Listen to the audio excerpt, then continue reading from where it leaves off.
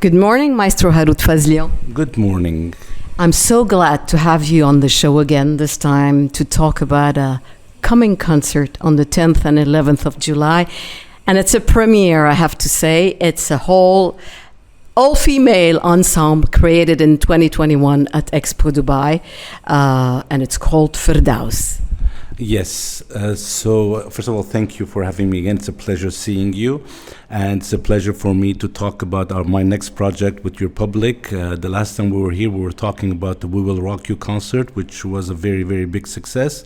Now we go to another direction, 180 degrees. We change our musical route. And we are doing, this time I'm presenting Rimsky-Korsakov's Shehrazade with a new adaptation, new arrangement, my arrangement.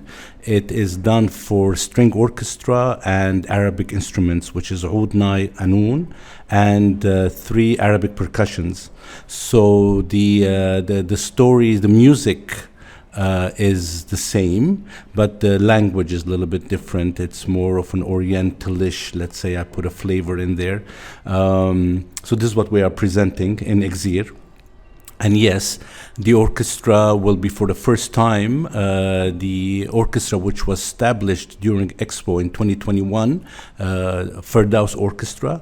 It is the first all-female orchestra in the MENA region and one of the few orchestras in the world which are all female.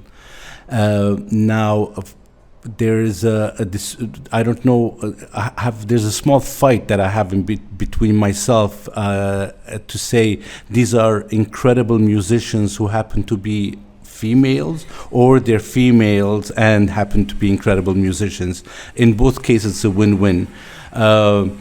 It is an orchestra of 50 musicians, a full symphonic orchestra, but we are hosting, I am bringing with me only the string section and the Arabic instruments, which are 26 musicians.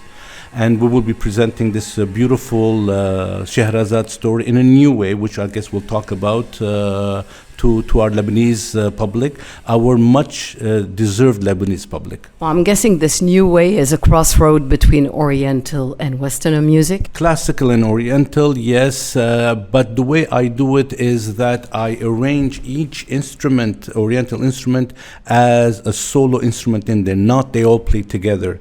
Each one is a character in its own. The way I see it is because Shehrazade is telling stories, and Rimsky-Korsakov, his original, are 4 stories from 1001 Nights. So to me, each instrument, the string ensemble and the Arabic instruments, they are part of a character in the story. So that's how I take it. So the oud represents something, and the anun is something else, and the nai, of course, completely something else.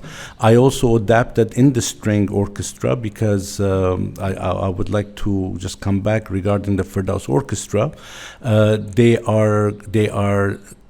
The musicians are from 24 different countries from around the world.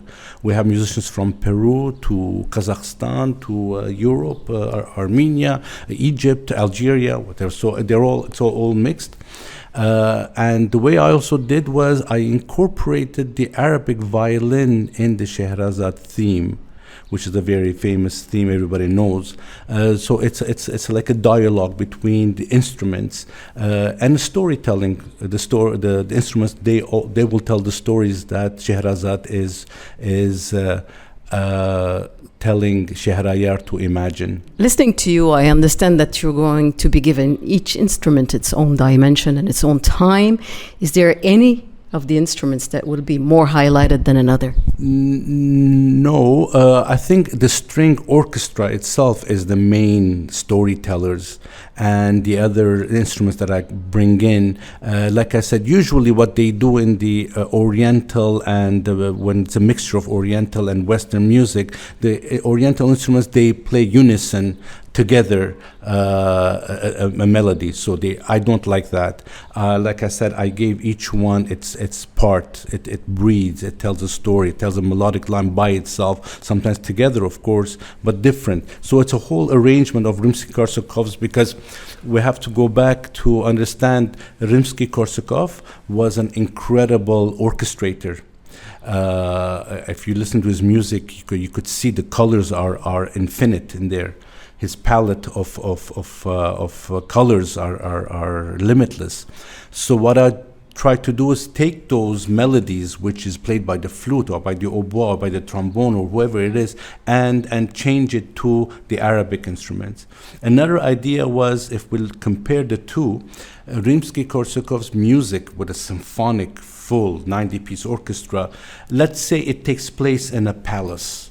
It's a grandiose sound. What I wanted to do is I wanted to make it a little bit more intimate.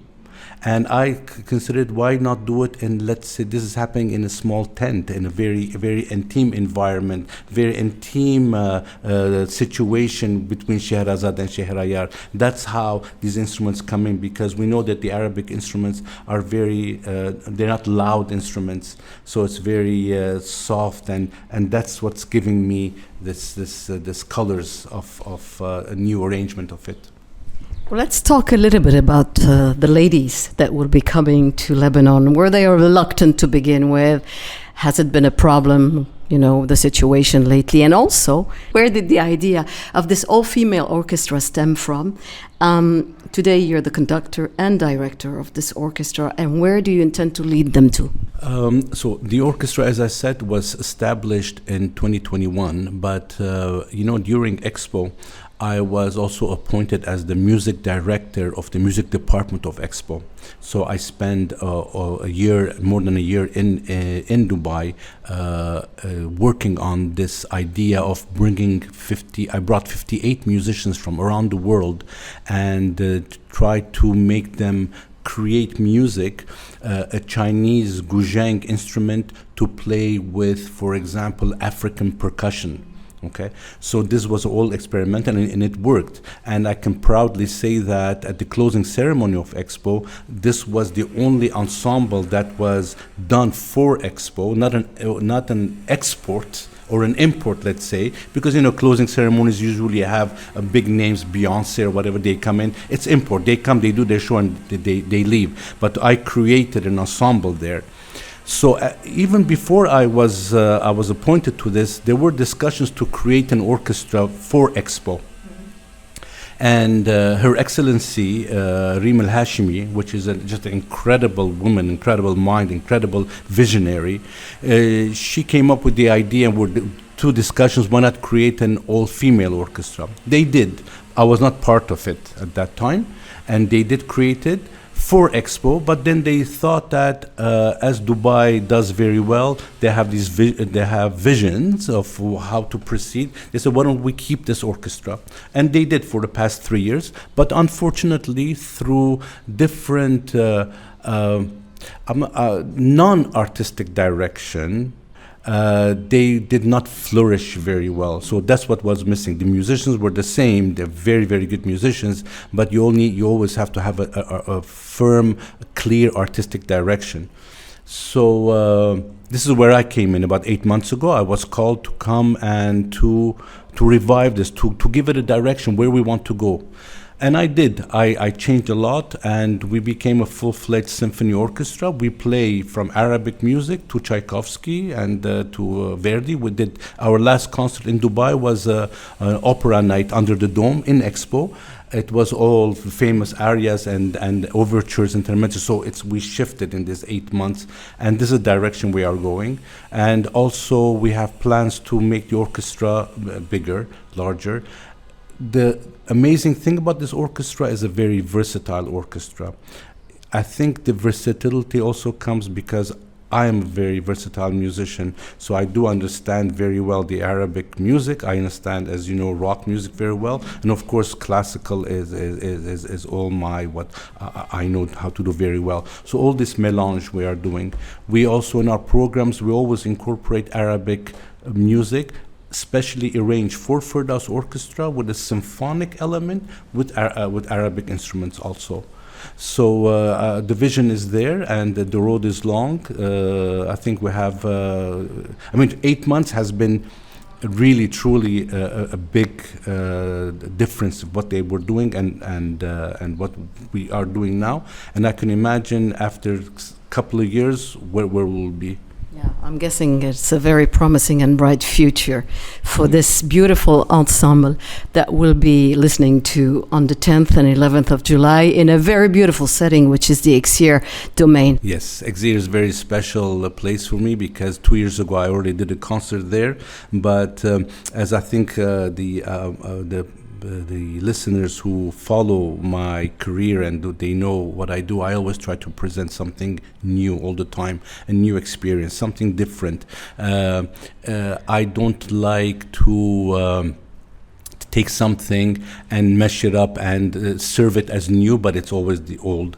I like to come up with new things, and that's why I don't sleep at night, because it just, my brain doesn't stop coming up, and it's good that I still have this imagination of coming up with new things. So for Iksir, when we went up there, they used to do events there, but I wanted to do something special. So what we are doing, and I did 2 years ago, is the stage will be put on the vines.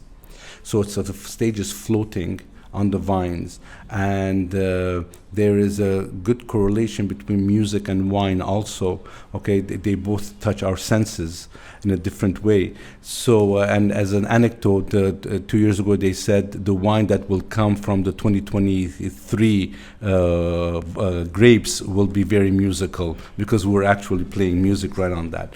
So the setting will be the same. It's almost my stamp, my thing to do Iksir on the vines.